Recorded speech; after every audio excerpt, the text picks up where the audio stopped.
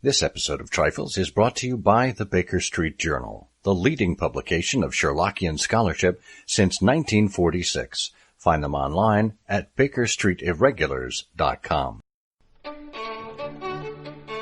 Welcome to Trifles, a weekly podcast about the Sherlock Holmes stories. It is, of course, a trifle, but there is nothing so important as trifles. Yes, the beaches were copper, the pince-nez was golden, and the blaze was silver, but there are so many other details to pick apart in the stories. Pray, be precise as to details. You know the plots, but what about the minutiae? Have you ever stopped to wonder about the difference between Holmes's pipes? Or how often he smoked cigars versus cigarettes? Or what Egyptian cigarettes are like? You are very inquisitive, Mr. Holmes. It is my business to know what other people don't know. Scott Monty and Burt Wolder will have the answers to these questions and more in Trifles. The game's afoot.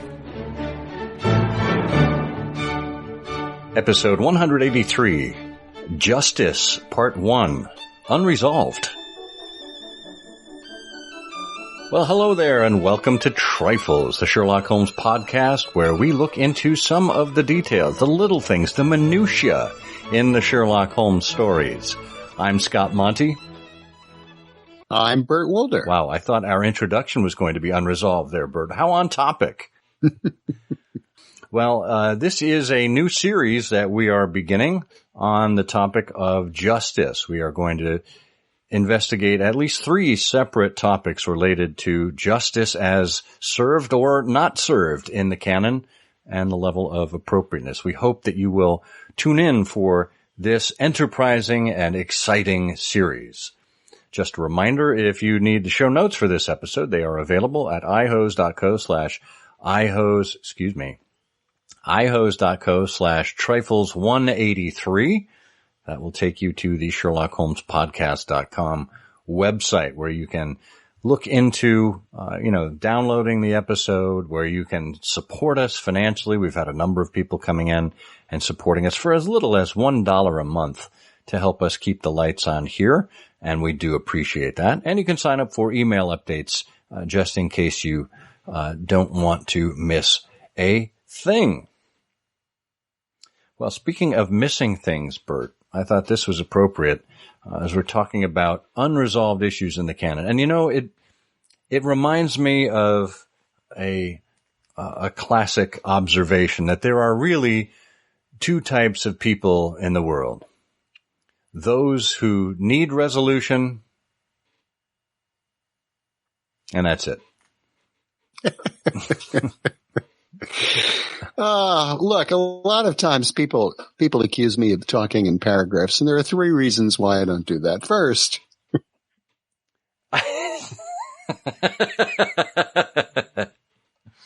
oh, well done. Well done. Well, look, when mysteries are concerned, I think it makes great sense for us to, find the solution. Right? To have a story lead to its inevitable conclusion. That's why we're all here. We tune in every episode of the old Perry Mason TV show. You knew exactly how it was going to work out. That's how Law and Order works out. If you follow the Dick Wolf series there's a crime committed, there is an investigation, and there is justice served. And I think that's how much of the Sherlock Holmes canon plays out. Holmes and Watson are presented with a conundrum, with a client, with an issue. Holmes follows the clues, ultimately unmasks the perpetrator, and they're sent on their way. However, there are a handful of stories where we don't get that kind of resolution, where we don't get the criminal being brought to justice, either in shackles by Scotland Yard or in some sort of justice meted out upon them in the context of the story. So where would you like to begin in discussing these situations in the canon and how they actually work as far as the stories go?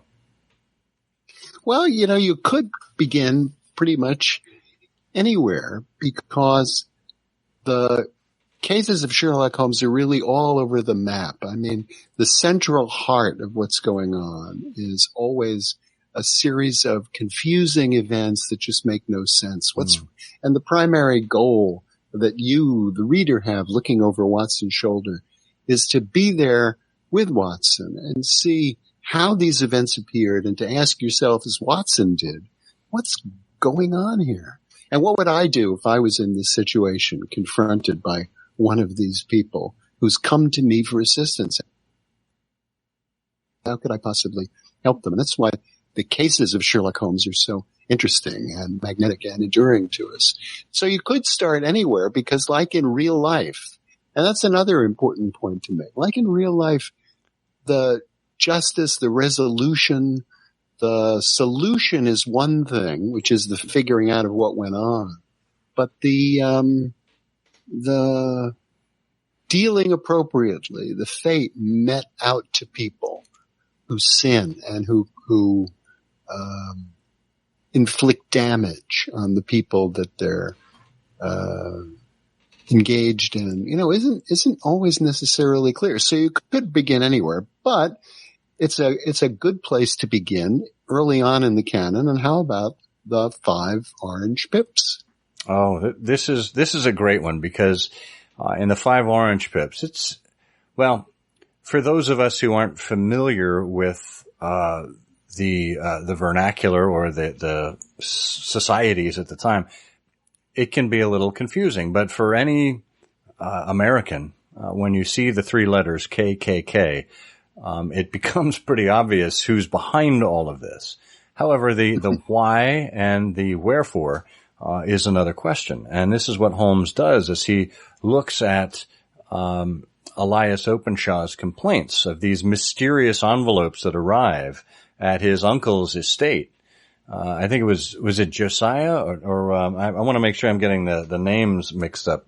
It was Colonel. The first one I think was Colonel Elias. Colonel Elias, and then it was John Openshaw who showed up as the client. Holmes, that's right. Yeah. So Colonel Elias receives these mysterious envelopes, each with 5 orange pips in them, and they seem to really set him off, much in the way Holmes saw Trevor Sr. set off in The Gloria Scott. Which, when you think about it, and this is an aside that has nothing to do with the topic at hand here, when you think about it, Holmes already knew from his experience with the Trevor family that when someone receives a mysterious note that makes sense to no one else and has an apoplectic fit, that there may be something worth investigating here. There may be some danger afoot, right? And yet, yeah, it's possible. And yet, with this tale that John Openshaw shares with him, Holmes sends him out into the stormy night to meet his end at Waterloo Bridge, with little regard for his safety, knowing that there were some nefarious forces at foot or at play. Well, that's true. And Holmes, of course, Watson probably just didn't write this up. But I'm sure somewhere along the line when John Openshaw is talking to Holmes asks him some of the simple questions to get right to the heart of the case. Holmes must have asked him, I presume that Colonel Elias has never had irrational fear of the Postal Service? I mean, that would have... Or of citrus fruit in general. Yeah, well, that would have been my next question. You need to get those things. Look, if you're going to do this for a living, you need to get these details out of the way. Was he known to show any nervous complaint when you showed up with an old-fashioned in hand? Or a gin and tonic, for that sake. But yeah, so we know something is afoot here, and Holmes shares that it is indeed this secret society, KKK, the Ku Klux Klan, that has set upon one of its former members with the 5 orange pips. Now, we get to the end and you would think, all right, well, we're going to get justice here. We're going to see justice meted upon those who were responsible for it. And Holmes deduced where the letters came from, where the postmarks were from, and that it was from someone who was aboard a series of ships. And Watson said that, Holmes says, I searched the Dundee records when I found that the Lone Star was there in January 85, my suspicion became a certainty. I then inquired as to the vessels which lay at present in the port of London. And Watson says, yes. Holmes says that the Lone Star had arrived here last week. I went down to the Albert Dock and found that she had been taken down to the river by the early tide this morning, homeward bound to Savannah. I wired to Gravesend and learned that she had passed some time ago. And as the wind is easterly, I have no doubt that she is now past the Goodwins and not very far from the Isle of Wight. Oh, what did you do then? Oh, I have my hand upon him. He and 2 mates are, as I learn, the only native-born Americans in the ship. The others are Finns and Germans. I also know that they were all 3 away from the ship last night. I had it from the stevedore who had been loading their cargo.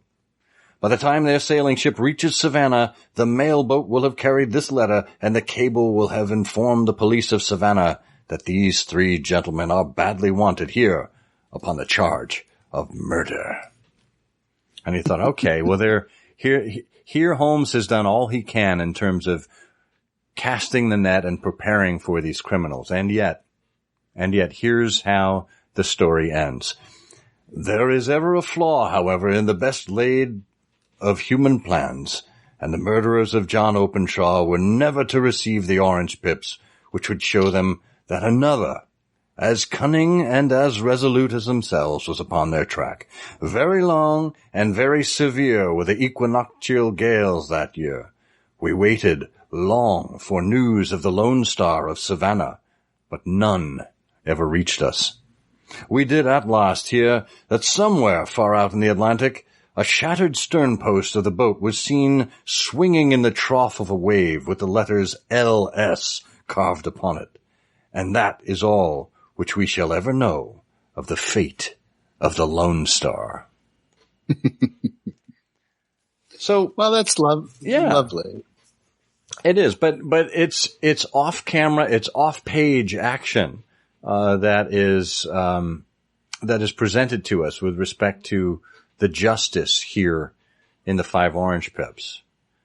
Well, there's a lot going on here. One is the human cost here. You've got Colonel Elias dead. You've got his brother Joseph dead. You've got John Openshaw dead. But, the Openshaws have been pursued by this evil group. And obviously there are themes here of retribution against them for their own past crimes and past actions. But the nice thing about it is that I think of the ending, one of the nice things about it is that it's left to the reader's imagination, like radio, where you can construct the scene yourself. It's not just a write-off where Watson says, well, we did have a note that suggested that the ship might have been lost at sea. No, you get the stern post bobbing in a wave. You get that wonderful image to locate in your memory, just like a radio play. And so that's much more effective, I think, than Scotland Yard informed us that they had slapped these people into handcuffs and taken them away to the assizes or anything else. I think that's really lovely, the wave and the stern post. It is, as you say, it is very dramatic, very cinematic. These images that you could see kind of passing before you as the credits roll. That it's a different way of getting to that resolved sense of justice. So. True, and it lets the reader do it, and yes. That's the part of it I really like, because you can imagine, if you're thinking about it and you're looking at that image, you would say to yourself, well, I wonder what preceded that. Lost at sea in the storm, lightning, panic, drowning. You can construct your own horrors depending on how outraged you are at these evil people. Oh, yeah. Well, justice meted out by a higher authority. Yeah. I like that. Well, after this quick word from our sponsor, we'll come back with another couple of examples of unresolved justice in the canon and what we all think of it. Stay tuned. With each passing season brings another passing quarterly issue of the Baker Street Journal. This scholarly journal has been around since 1946 and each year produces 4 volumes, one for each season: spring, summer, autumn, and winter, and a bonus Christmas annual. That's right, that's 5 issues every year of the Baker Street Journal, which consists of some of the best Sherlockian scholarship around the world. In each issue, you can read authors, people like yourself from all around the world and all around the Sherlockian societies, who write in with their theories on Dr. Watson's bullpup, Sherlock Holmes' proficiency on the violin, the appearance of Mycroft Holmes and Mrs. Hudson, and more. If you can imagine something interesting to write about in the Sherlock Holmes stories, then someone probably will, in the Baker Street Journal. Are you subscribed? Get over to BakerStreetIrregulars.com and make sure you are part of the BSJ tradition today.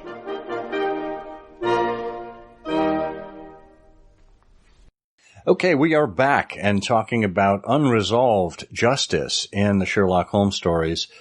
There's another dramatic one, and we'll save that for the end of the show. Let's get to the one that is completely undramatic. Non-dramatic.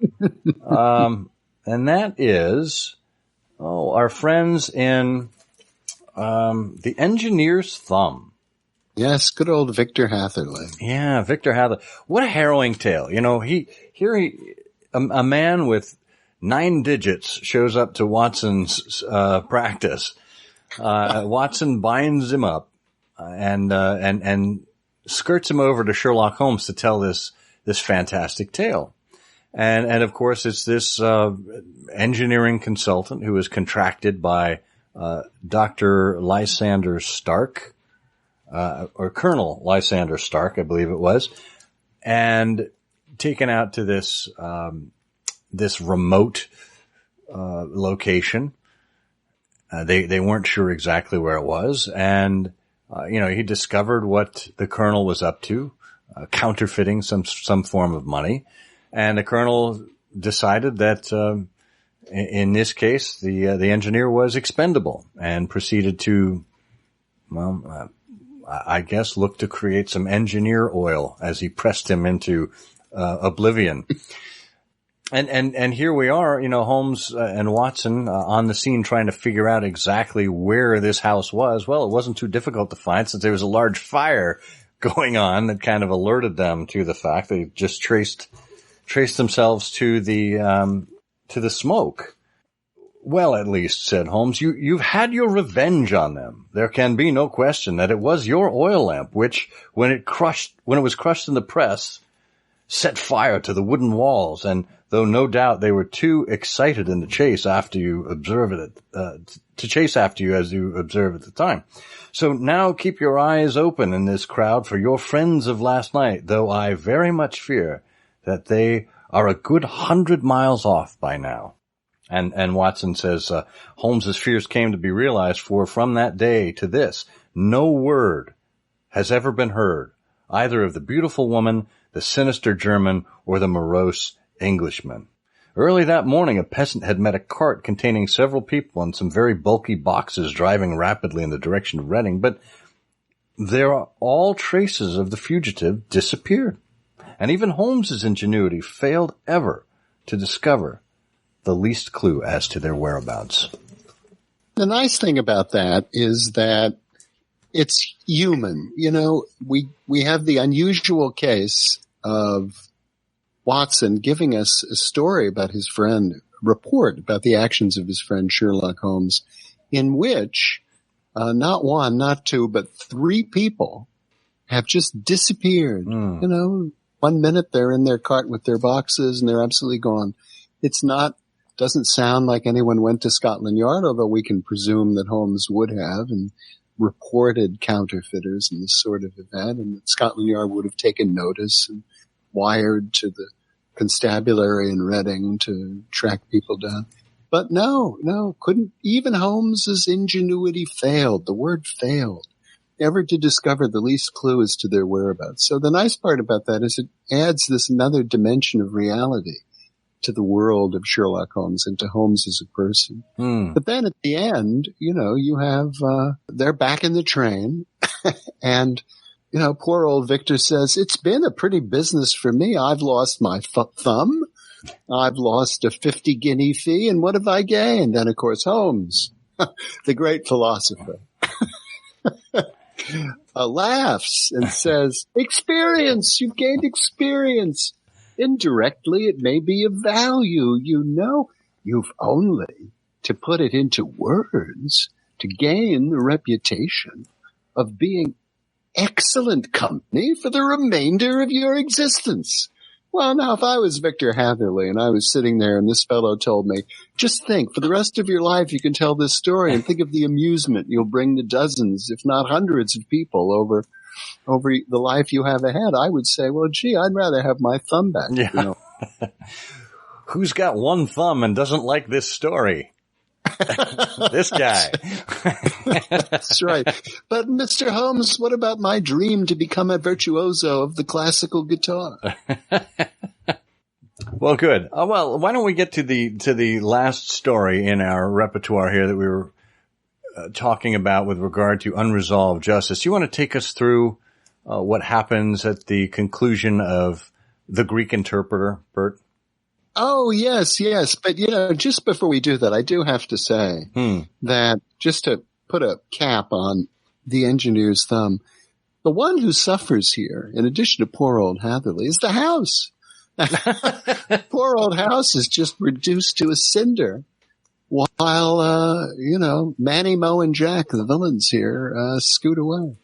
Well, The Greek Interpreter is just a wonderful case because it's another appearance of Mycroft Holmes. And Mycroft is the vehicle that connects things to Sherlock. And at the end of the case, but Mycroft also has some responsibility here because he's posted an advertisement which, oddly enough, he apparently could not foresee would cause some trouble for our protagonist, Mr. Melas. And so what's happened is Holmes, using his brilliant powers of observation and induction, has located the house whereby Mr. Melas was taken and where Sophie Cratides and her brother were apparently being held. But sadly, too late. The evildoers have attempted to dispose of Mr. Melas and Sophie Cratides' brother, Paul, I think his name was. Wasn't it Paul Cratides? Yeah. And, however, Watson, with his usual medical skill, brings back Melas from the brink of the beyond. Thanks to brandy and I think a little ammonia. Again, this is another case where Sophie, the innocent victim, and these two evil men apparently vanish. However, we do hear towards the end of the story, much like the case of the 5 orange pips, that there's a strong suggestion retribution descended upon them. Finding that their secret was out, Watson writes, and that their prisoner was not to be coerced, the two villains with the girl had fled away at a few hours' notice from the furnished house which they had hired, having first, as they thought, taken vengeance upon the man who had defied and the one who had betrayed them. Months afterwards, a curious newspaper cutting reached us from Budapest. It told how 2 Englishmen who had been traveling with a woman had met with a tragic end. They had each been stabbed, it seems, and the Hungarian police were of the opinion that they had quarreled and had inflicted mortal injuries upon each other. Holmes, however, is, I fancy, of a different way of thinking, and he holds to this day that if one could find the Grecian girl, one might learn how the wrongs of herself and her brother came to be avenged. See, that's lovely because there you've got that last word, avenged. And of course, the mechanism here, if the reader thinks about Watson's report, how exactly did this clip from Budapest come to Baker Street? Well, it must have been posted there by Sophie Cratides. And that is just lovely and as satisfying, if not more satisfying, than the 5 orange pips. But it doesn't do much for poor old Sophie's brother Paul. Poor Paul. Well, we'll leave it there because it is, after all, just a trifle. It is, of course, a trifle, but there is nothing so important as trifles. Please join us again next week for another installment of Trifles. Show notes are available on SherlockHolmesPodcast.com. Please subscribe to us on Apple Podcasts and be sure to check out our longer show, I Hear of Sherlock Everywhere, where we interview notable Sherlockians and share news of the Sherlockian world. You take my breath away, Mr. Holmes. Then we have nothing more to learn here.